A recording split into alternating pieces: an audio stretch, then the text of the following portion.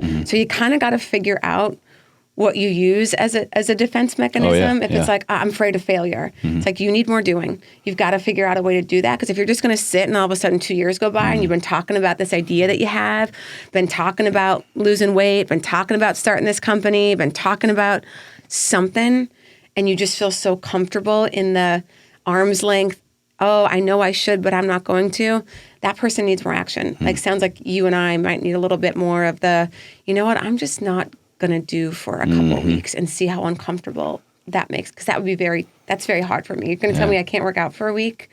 I can't produce for a week. I just need to sit. Like, going to a silent meditation retreat would be the most difficult thing I probably could do. So therefore I probably need to do it. Exactly. Three, two, one.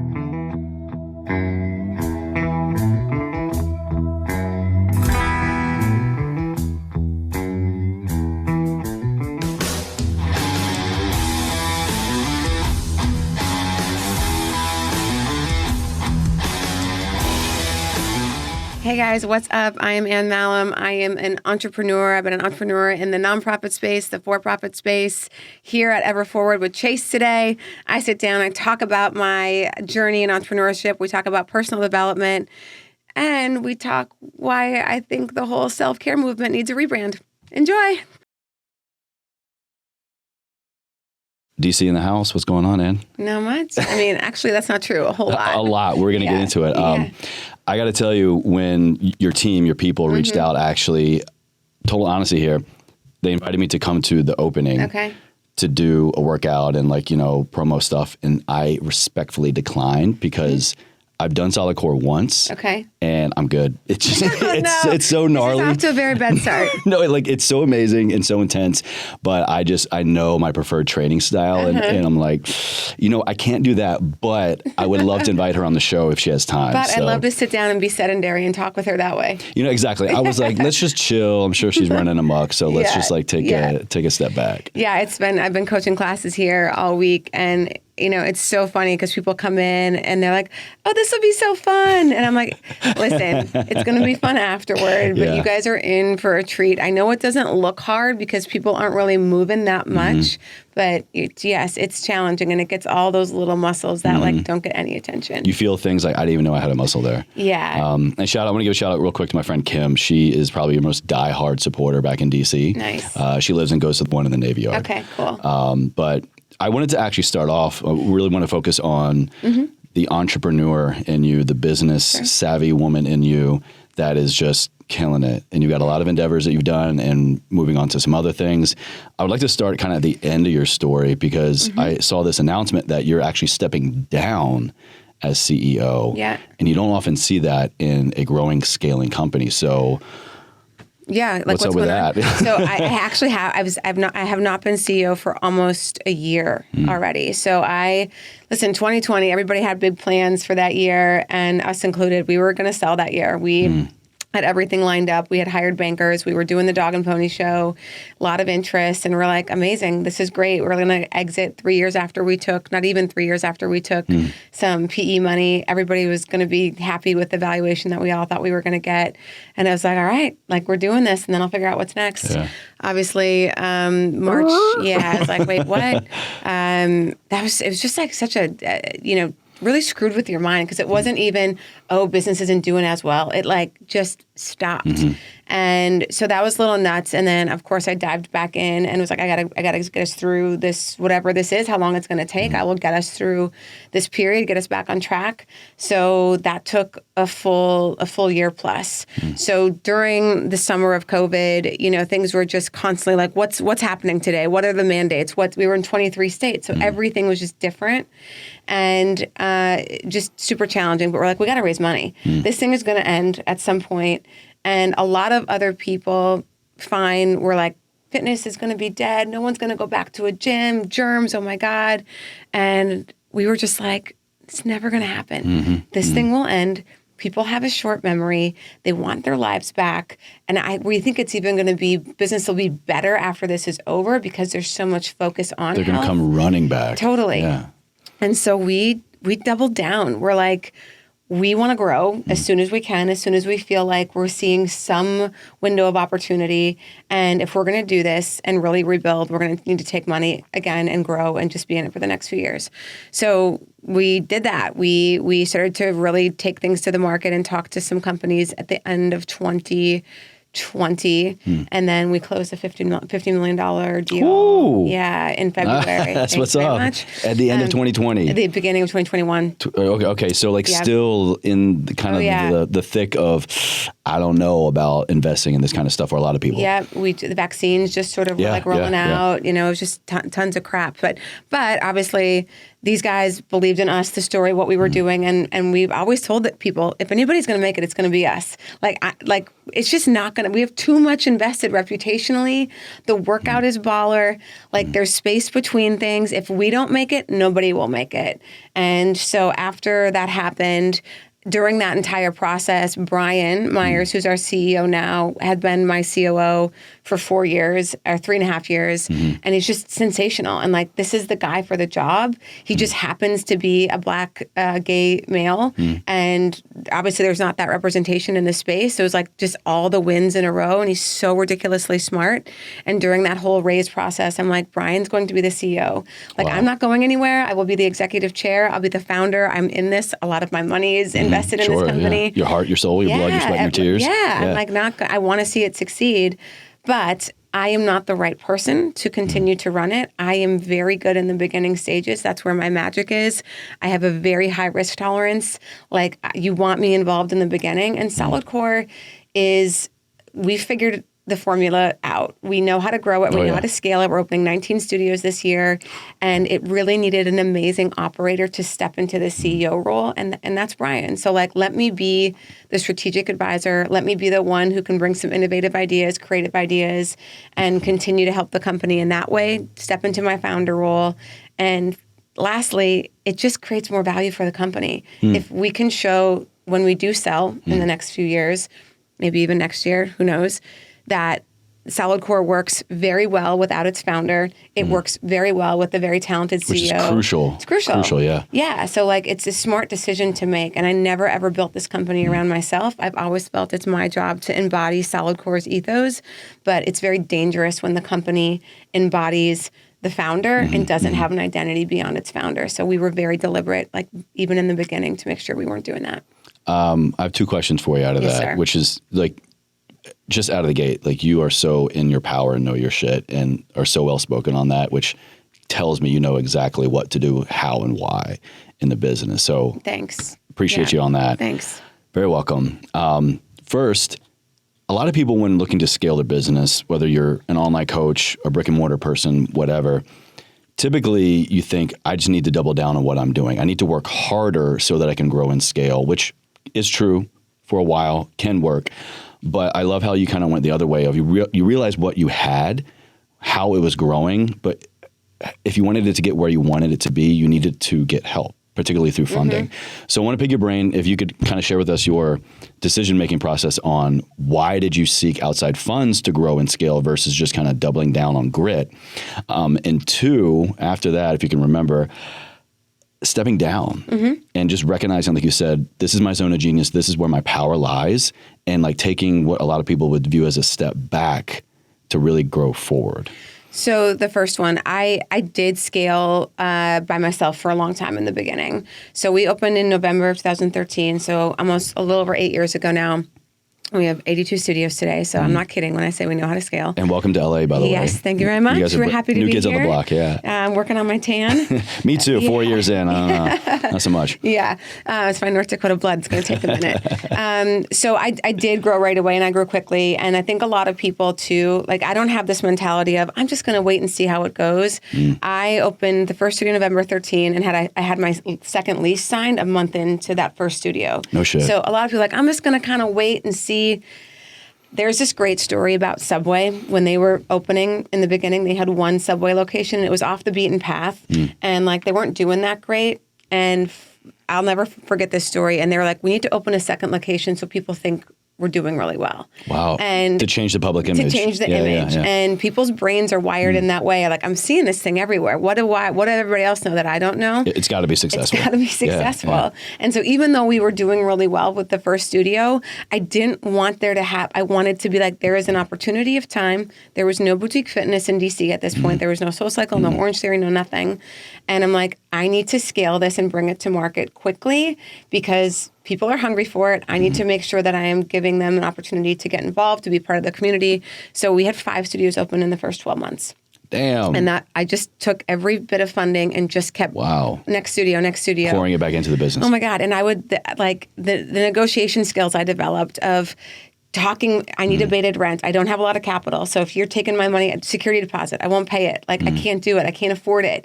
I can't have you tie up my capital. So in the 82 studios, we have 120 some grand in security deposits across all of those studios. We just won't do it. If we paid a security deposit for everyone, you're talking like 20, 25 grand per studio. It's millions of dollars that's just sitting there. So we don't do it. DMV ain't cheap. That's for sure. And we're like, we can't do it. The contract negotiations with like paying our GCs. Can I get an extra 30 days? I just need to make sure I can get the sales to pay you.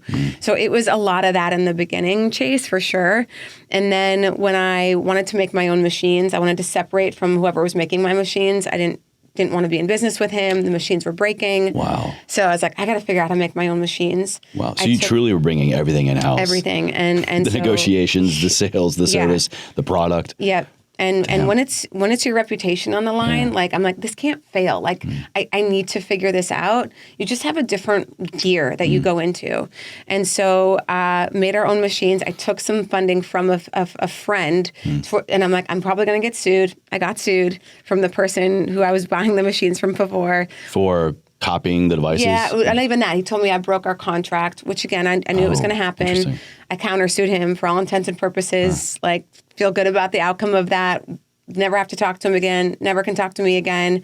And we started just blowing up and growing. Wow. And then I had an ex-boyfriend sue me for ownership in the company. Oh, come on. Oh, yeah. It was a rough few years in the beginning. But also, I wouldn't take it back for anything because that's where all my resilience comes from. When you have to earn that shit. You can't, like, say you're resilient if you don't have a whole list of stories of what show me your got you there. scars. Yeah. Totally. And you and I have some physical scars, too. True. Maybe we'll get into that. Yeah. So anyway, and then I got to 25 studios, and I'm like, I'm ready for capital. I'm done growing 2 by 2. I want to grow 15, 20, 30 studios a year, and I need the capital to be able to do that. So that was when the first PE money came, and that's with Peterson Partners out of Utah, and they're phenomenal. Phenomenal. I have nothing negative to say about them. Amazing. And then, that was going to be enough to take us to an exit, but then COVID, so then we switched. So that's the beginning of that. And then your second question was about stepping down. Exactly. Truly, especially in a growth process, it kind of seems odd to say, you know what, in order for us to grow, or how we are going to grow, is by me stepping down from the main role that people know me as. Yeah, well, the thing was, when I stepped down, we had 75 studios. So it wasn't we didn't have to prove, can we grow? And Brian had been with for the last 3 years. So he was a big part of helping to sophisticate that process and helping to be a part of it. I mean, he was our COO, so heavily involved in the growth. So he knew what he was doing. Like, we had the whole assembly line of how we get LOIs out there, what our deal terms are, how we negotiate, what the leases are, how we get things done as quickly as we do. He was fully understanding of that whole thing.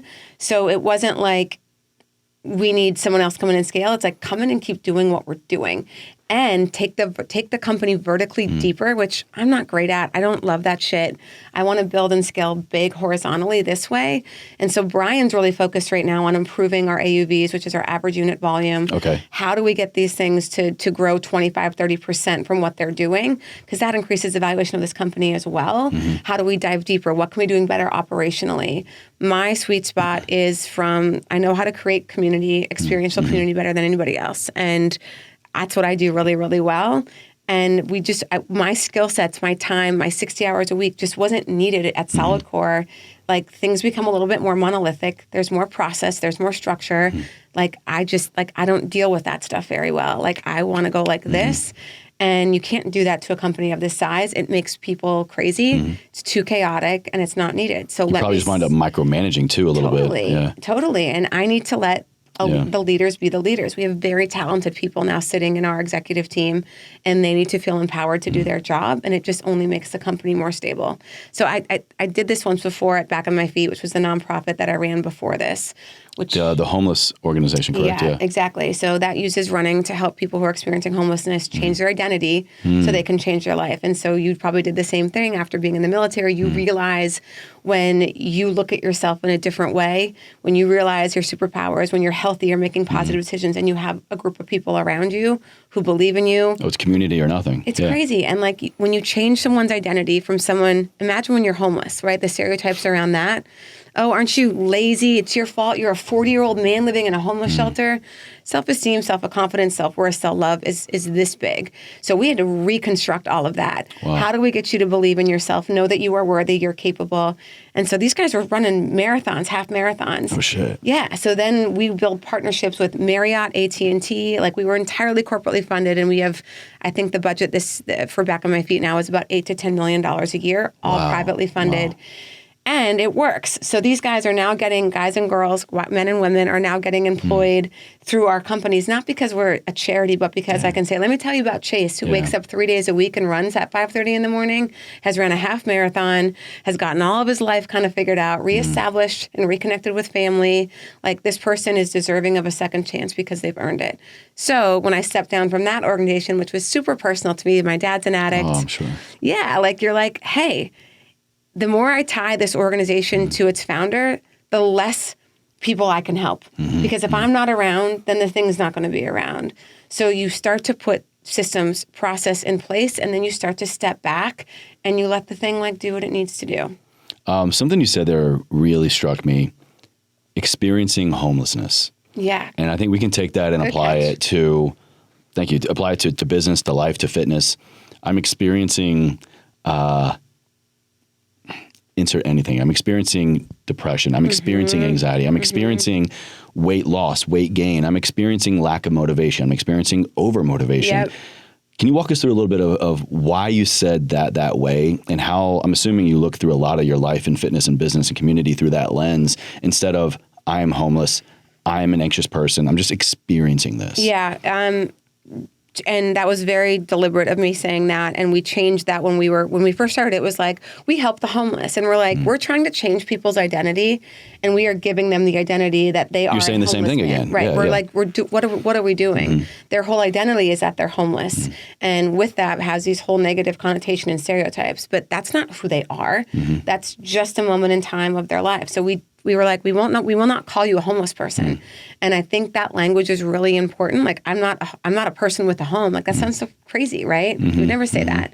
So we changed that. It's so obvious. I just had a duh moment. Yeah. Yeah. We don't say that at all. So why do we say the opposite? Right. And I think it's really important. And Glennon Doyle does a good job of this too. And it's like, like, people, when they like, oh, I'm so stupid. It's like, no, you did something stupid. You're not stupid. And the more you identify with those negative terms, that's how you view yourself. So those small little connotation or inflection, or just how the identifiers for that language really makes a difference in how it lands on people and how they'll show up. So you're experiencing this. It's not who you are. Exactly. Yeah. I mean, and I can think about personal transformations I've had physically. We were kind of sharing some battle stories, of, I think we're in the Busted Hip Club here. Yes, we are. And for me personally, that was a big identity breaker, because I was this young man who was a soldier, and that's my world. And then I was useless as that. I was told, you are no longer worthy to be in the military. Exactly. And did their thing, set me on my way. I'm super grateful because it put me on my path to where I am now. But once I realized that I'm no longer, like, my worth, my value, what I want to do in my life doesn't have to be tied to any identity other than me, that has just been the perpetual catalyst for, 12, 13 years now. Sure. What was like maybe the origin for that for you? When did you first realize that and start applying that in your life, in your fitness, in your business? I think like pretty early on. And I'm so into personal growth and development. I know that's what this whole podcast is about. And you learn, the the older you get, if you're doing the work, I sort of thought like, oh, I got those things figured out, and they keep rearing their, they keep rearing their ugly head in certain ways. And whether it's like patterns, I very much associate achievement with love, and I still do. I'm aware of it. I don't know how to stop it. It works in my favor a lot of times, but it's like I can't get out of the whole self-love thing if I don't feel like I'm being disciplined, pushing myself, in all those ways, and I'm working really hard on. I still deserve love if I'm not producing something. I can say that and it makes sense, but I'm not there yet. So I'm still experiencing that trauma from my childhood, from past relationships, from all of those things, and from the relationship with myself. Of course, yeah. Right? So it's like you got to continue to make these commitments to what is my identity, where is my self-worth, what do I need to be doing? And in the same breath, I'll say that there's a balance there, because this might be an unpopular opinion, but I've been beat up on Twitter several times, so you can come after me. And the whole like self-care, self-whatever movement in 2020, when it's like, you know what? If you just want to eat McDonald's all day and fried food and do your thing, and like you want to just watch Netflix all day, like you deserve it. And I'm like, we got to stop telling people this. It doesn't make you feel good. What makes you feel good is making the difficult, hard decisions that aren't easy, right?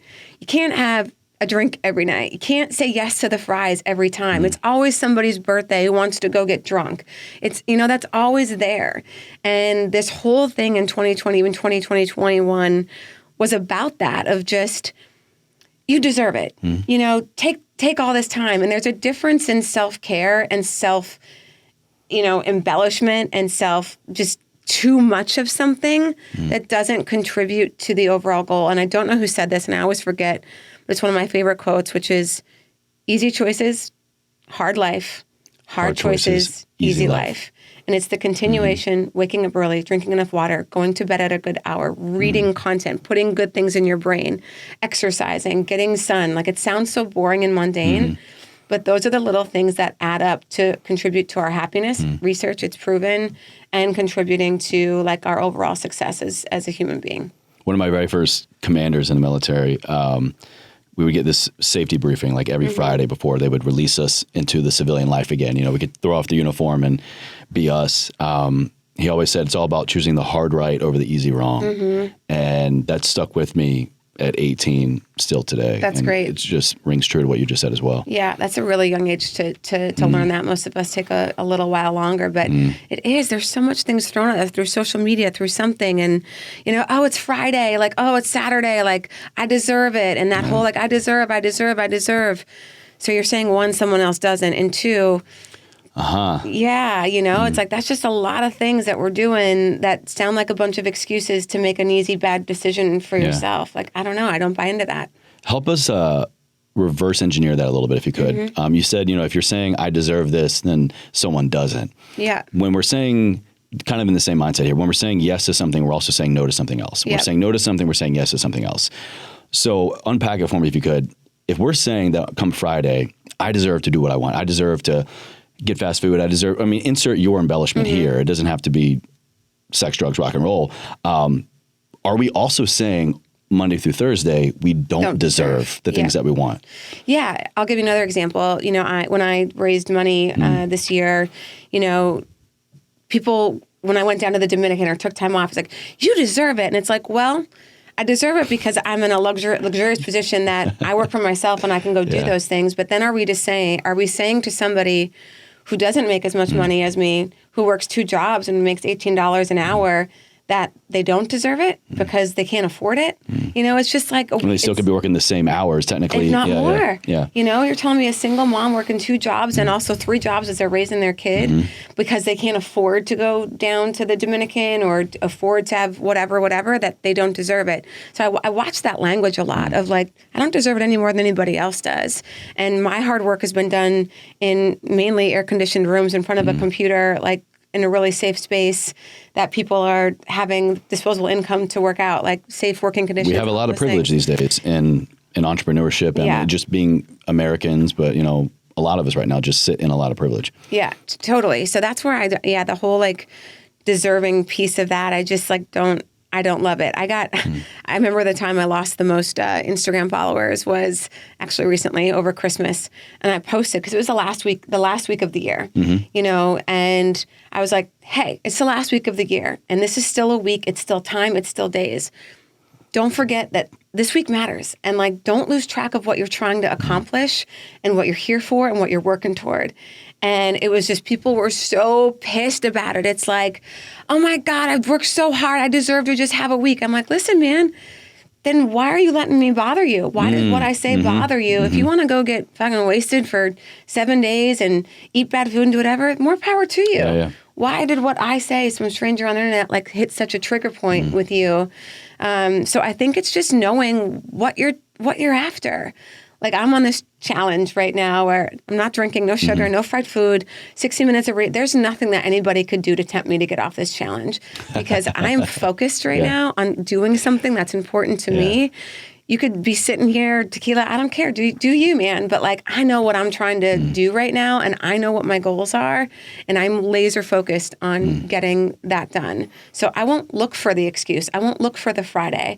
I won't look for the I deserve to, because I'm going to get off my path right now, and I'm not going to put myself in that position. I love that. I'm right there with you. And honestly, I can say where I am in life, where I'm in business, where I am in wellness, where I'm in everything, it is so easy and crystal clear for me to say hell yes or hell no to something, to something, someone, somewhere, even if it's my best friend giving me the worst FOMO about the coolest place I want to go, the thing I want to do.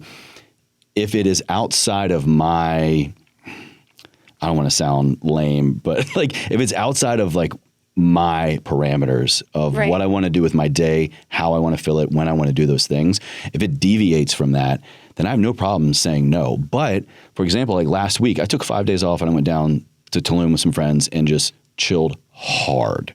It needs to be that for me. Right. I guess my question for you is, how do we get to that point to where we have the clarity, we have the courage to say hell yes or hell no? Oh, one, that's some Mark Manson shit right there. Do you like Mark Manson? You know what that is? Subtle Art of Not Giving a Fuck. Yeah, so I've read that book. Everything so is many fucked, times. I think, is probably my preference. Really, over those two, I was okay. I've read this Art of Not Giving a Fuck like 3 times because I think it's so great, and I reference a lot of things in there. I always tell people to read that book. It's an easy. You can read it in a day, a weekend, no big deal. And listen, I think if you're being honest with yourself, you know it, you feel it.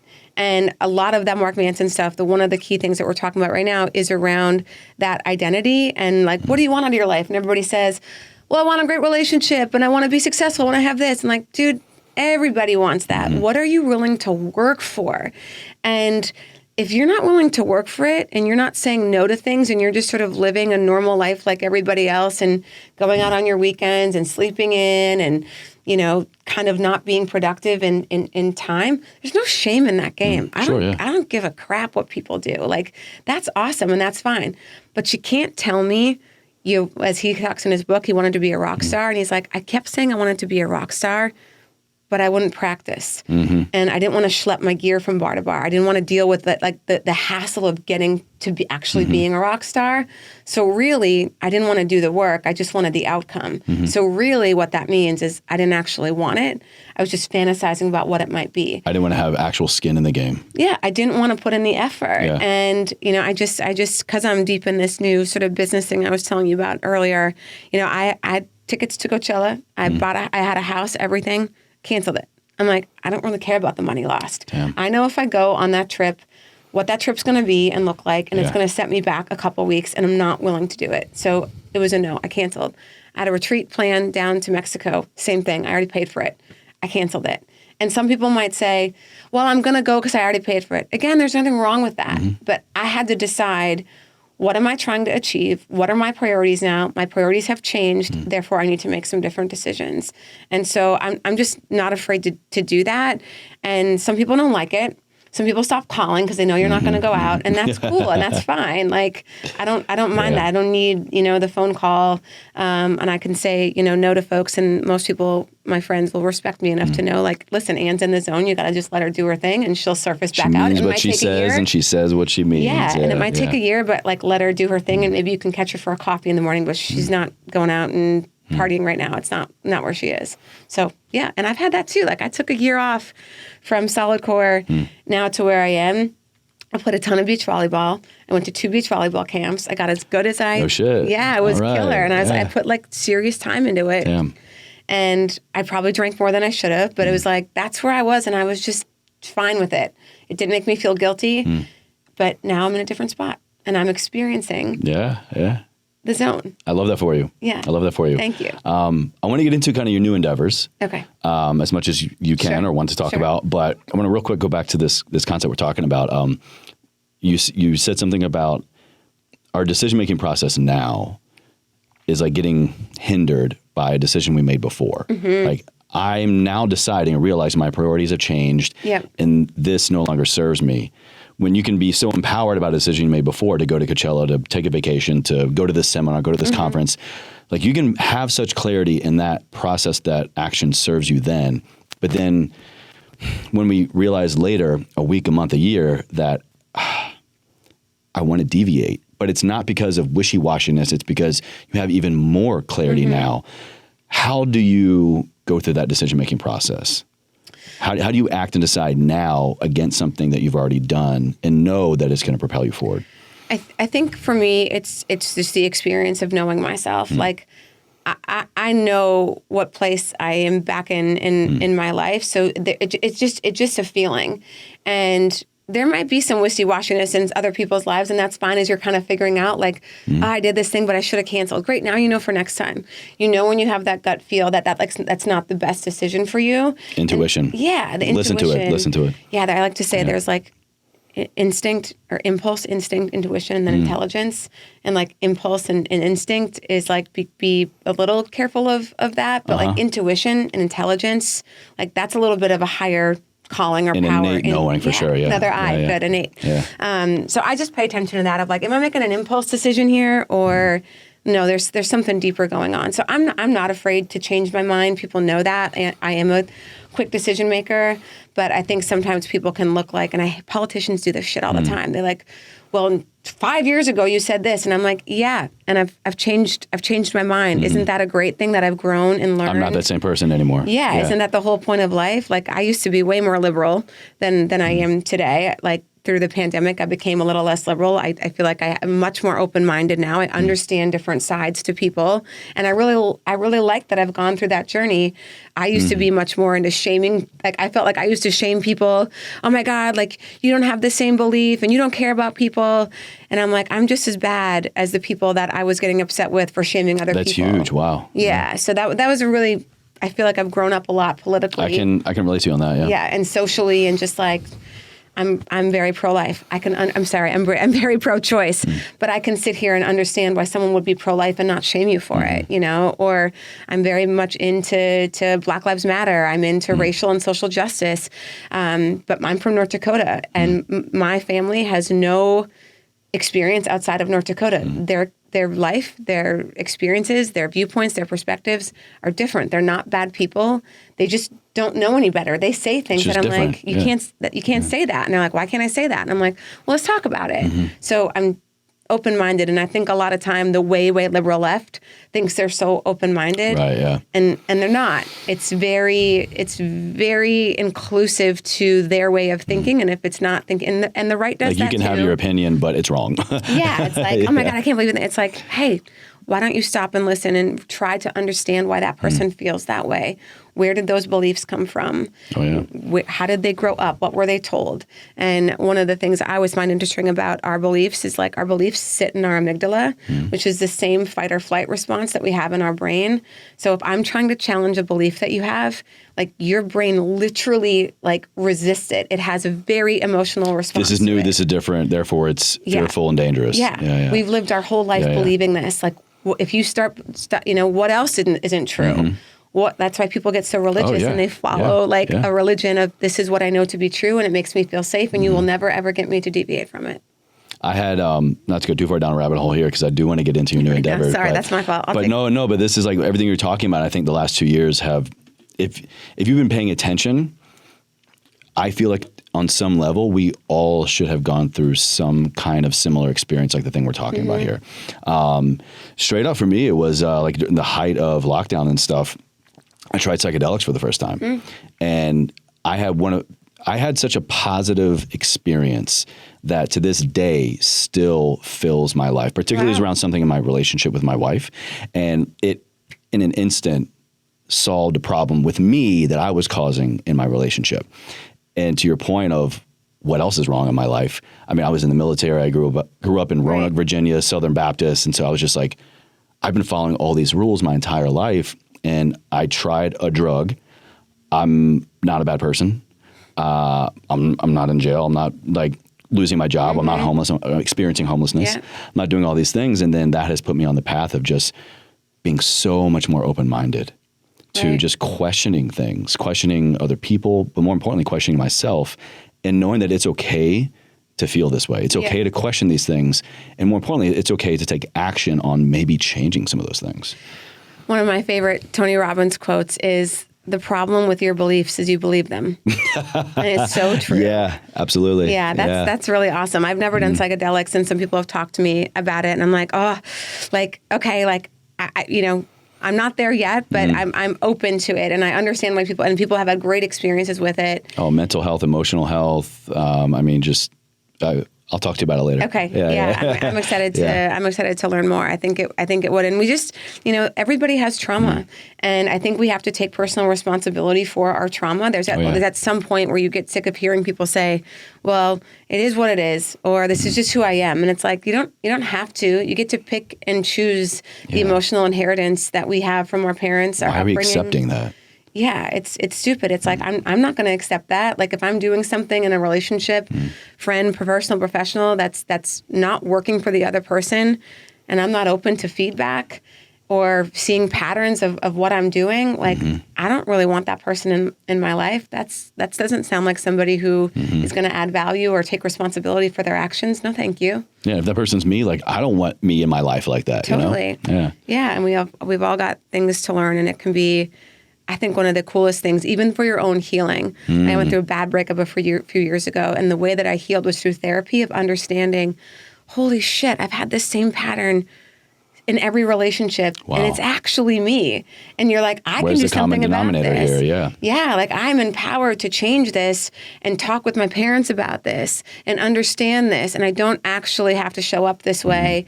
I am empowered to be a different person in a relationship than I have been. That's pretty cool. That realization is you realizing, we realizing whenever we have this realization, I am the problem, and simultaneously knowing I am the solution. Yeah. It's so If you take that power, if you take that mindset. Yeah, if you don't do that, then you're just a victim, right? It's like, nothing I can do. Well, if that's how you feel, then things are going to be this way forever.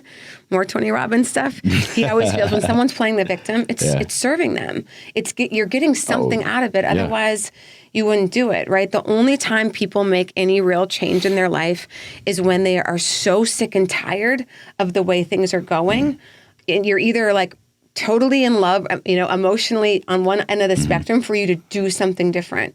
If things are just kind of fine, no one makes extraordinary change in their life when things are just fine. You can just coast. I mean, there's something to be said for consistency, but when consistency yields latency, that's where comfort lives, and nobody ever really grows out of comfort. Nothing ever grows. We talk about that at SOLIDCORE a lot. When like you're in that pain you were talking about, it's like, guys, I know you don't want to be in it, but you can't give me one. You can't tell me someone you respect and you admire that doesn't have an ability to get through the hard stuff. Like it's like, that's all that it is. I don't trust anybody who hasn't been through something. I'm like, you got to have a story. I need to hear some scars. You need to have some war wounds. You need to have something of like how you've gotten through some difficult shit in your life. And whenever you've made any change that's been meaningful that you can remember, it was super uncomfortable. And when you're in it, you hate it, like a breakup, when your heart's broken. Oh my God, I'll give anything for this pain to just go away. But once you get through it, you're like, man, I wouldn't trade that for the world. I learned and grew so much, and I'm just a completely different person that's on an elevated plane than what I was before. It's awesome. And then you become thankful for it, really. I think the ultimate way to know you've grown and you're going into the next season of your life is when you have gratitude for the thing that you were bitching about than when Right. you felt like you were suffering through. Yeah. Not to knock the suffering. It's very real. Everybody's experience is very real in those situations. But I mean, gratitude and acceptance are, for me, the biggest telltale signs of knowing that I've learned my lesson from that and I can now really step forward.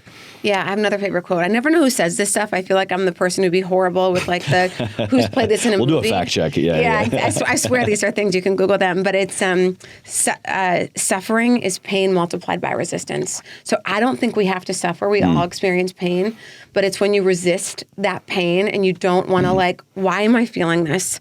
What is going on here? Let me understand it. Let me process it. Let me try to explain it. Let me talk about it. But if you're just going to shove it down and not deal with it and not take responsibility for it, that's when the suffering starts. And that's when like it starts to just like eat you alive. You gotta deal with it somehow, some way. Well, that definitely embodies the whole premise here at Ever Forward. And before I get to the final question to ask you your interpretation of that, please share with us, what are you doing now? You are incredible. You're so clear and sure of who you are and how you want to fulfill yourself, your community, and everything that you built. What are you building now? Yeah, so I am building, and thanks for asking. I am going to continue to build in fitness. As I said, when people ask what I do, I tell people that I curate and create branded experiences through authenticity. And health and wellness is near and dear to my heart through helping people experiencing homelessness and now through SOLIDCORE. And it's a company, I don't even want to say the name yet because we're still working on some things. Yeah. And I'm like, hey, you have to edit that out, Chase. But it's going to be a space, we're going to start in New York. It's going to be a space in New York that actually brings in a few modalities together where people can have a space, right? The gym world isn't working. And a lot of the modalities in the boutique fitness space, they offer one workout. And we want to Unique and niche works in the boutique space, right, for sure. Yeah. Exactly. And we want to have a place where there's like 4 or 5 modalities that we do better than anybody else, and a place where people can achieve their ambition and feel like they are welcome. And again, there'll be the whole branding thing to it, but simply put, we want to put the boutique experience in just more of a group fitness aspect where there's variety, where people can feel like, great, I have a membership at this place. There's going to be some other components to the membership that aren't just going to be, around fitness, that are about elevating your consciousness, who you are, all of these sort of things. But I'm in. It's just like, again, a space and a place where like you feel amazing about yourself. You feel that you need to show up, like you actually have credentials that we're going to require for you to show up in a certain way because we want to help you be the best work version before the of work. who you are. Yeah. I love that. A lot of SOLIDCORE is that way too, honest. It's like the work is the joy. The work is the path to grace. And we and I and the person I'm working with on this, like really embody that. And we want people to get excited about doing the work and who they can be and putting in the work. So there's still some things being done, but we're raising money. We're going to be scaling. Amazing. And it's super exciting to get to build something, from scratch again. So that still trying to play a good amount of beach volleyball. Which I absolutely love. So those are kind of the 2 big things. And then obviously finding some quality time with people that are close in my life. So that's it. And that's all you need because otherwise you get distracted and you never get anything done. Getting to know you now has been incredible. Thank you so much. And if this next endeavor is anything like everything I know SOLIDCORE to be, by the time this goes live, I'm sure you've already got like 20 locations open. Now the pressure's really on. We'll sit on it until you can really go live. Okay, that would be great. So Ever Forward. I was sharing with you earlier kind of my history, my physical stuff, and that was a point in my life when I was very physically broken, but I had to find a way to move on. The phrase actually comes from my father that unfortunately he passed away when I was 19, right after I joined the military from a terminal illness, and that like emotionally broke me and I had to find a way to move on. Living a life ever forward is finding a way to move on for you, paying attention to anything and everything you can in your physical, mental, emotional, spiritual wellness to just put one foot in front of the other. That's my story. That's my interpretation of it. When you hear those 2 words, what does that mean to you? Ever forward. So I think, as I just did that, I think ever forward actually means pause and reflection. And when we stop and look at our life and we take stock of what's going on, what are the things that I'm doing that are working, what are the things that are not working, and what are the things that I should be trying and doing differently to see if they might work better for me. You know, I'll give you an example of this challenge. Like, I got in a really bad habit of, like, the end of my night, like, I had a tequila soda, or I had two. Didn't matter if I was with somebody or at my own house. It was just like, it's my decompression time. And I'm like, you know what? I'm justifying this habit over and over again, and, like, I deserve it, right? It's fine. I'm not a binge drinker. It's like, that's what I do at the end of my night. And I'm like, what? You know what? What if I just stopped it for 30 days and see how I feel and see if I can? You know, so I think it's that pause and reflection of how you're spending your time, the habits that you've created. Are they serving you? Are they serving the people close to you? Can you be doing things differently? And also celebrating the things that you're doing correctly, that you're like, no, I'm keeping this. It's like what do they say? Stop, start, keep, or whatever it is. I don't know about that one. I don't know that one either. Yeah. But it's like, this is really working. I actually really like this. This I'm not sure about. And this I know I need to stop, and I'm going to see if I can do it. So every so often, I think it's really good to, like, check in every 3 to 6 months. Could not agree more. And honestly, the last, like, 2 years, hard to believe now, 2 years, this concept of moving ever forward has become, for me, I need to get really, really still. I need to pause. I need to take, I say tactical pause, kind of taking, a lesson from my military life as well, as the best way that I found to move forward in my life, to know that I'm accurately moving forward and choosing the direction wholeheartedly, is by pausing and by introducing stillness so that I can really listen to myself, my body, my environment, the energy around me, and know, all right, instead of just choosing to take a step forward, which sometimes we need to do, but, like, I know the direction, and I know why, and I know where and when and how of where I'm putting that foot, where I'm taking the next action. Yeah. Yeah. And listen, I think, Chase, too, for, I don't ever have a problem with the action piece. Like, that is, like, that's kind of my self-defense mechanism of when I'm uncomfortable. I just go, I just do. So I don't kind of have to sit in it sometimes. For someone else, it might be the exact opposite of that. Like, I've got tons of people I know that I sort of try to help guide if they want my opinion or advice, where they sit and it's like analysis paralysis, and they need more of me, and I sometimes need more of them. So you kind of got to figure out what you use as a defense mechanism. It's like, I'm afraid of failure. It's like, you need more doing. You've got to figure out a way to do that. Because if you're just going to sit and all of a sudden 2 years go by and you've been talking about this idea that you have, been talking about losing weight, been talking about starting this company, been talking about something, and you just feel so comfortable in the arm's length, oh, I know I should, but I'm not going to, that person needs more action. Like, sounds like you and I might need a little bit more of the, you know what, I'm just not going to do for a couple of weeks and see how uncomfortable that makes. Because that's very hard for me. You're going to tell me I can't work out for a week. I can't produce for a week. I just need to sit. Like, going to a silent meditation retreat would be the most difficult thing I probably could do. So therefore, I probably need to do it. Exactly. Yeah. I'm actually kind of doing that in April, just in a really good place with the show and work and everything, that after the first week in April, actually April 6th, my wife's birthday, like, that's my marker, and I'm not working anymore for the rest of the month. Wow. Well, on this, some other little things here and there, but I'm not filming, I'm not recording, I'm no more, like, the show's done. So we'll see how I do with it. Glad I got to slide right in there. Absolutely. Yeah. It's been a pleasure having you on here. Of course, we're going to have all of your information and SOLIDCORE and all that down in the show notes, video notes for everybody. But where can they go right now to connect with you more? Yeah, I mean, Instagram is probably the best. It's just Ann Mahlum is my name, and of course, SOLIDCORE if you're interested in that. We have by May, I think we'll have 86 locations. We have 4 to 5 opening up in the LA. You just now opened in LA, like, we just this opened last week or so, right? Culver City. So it's end of March when we're filming this. Culver City. We've got Hollywood opening April 2nd, and then West Hollywood, Santa Monica, and Pasadena open this year. Damn, amazing. Well, I'm in West Hollywood, and again, shout out Kim. She's coming to visit soon, so she'll be able to get a workout in. You cannot run. You cannot hide much longer, Chase. Yeah. Well, it was a pleasure. Thank you. Thank you. Thanks for having me.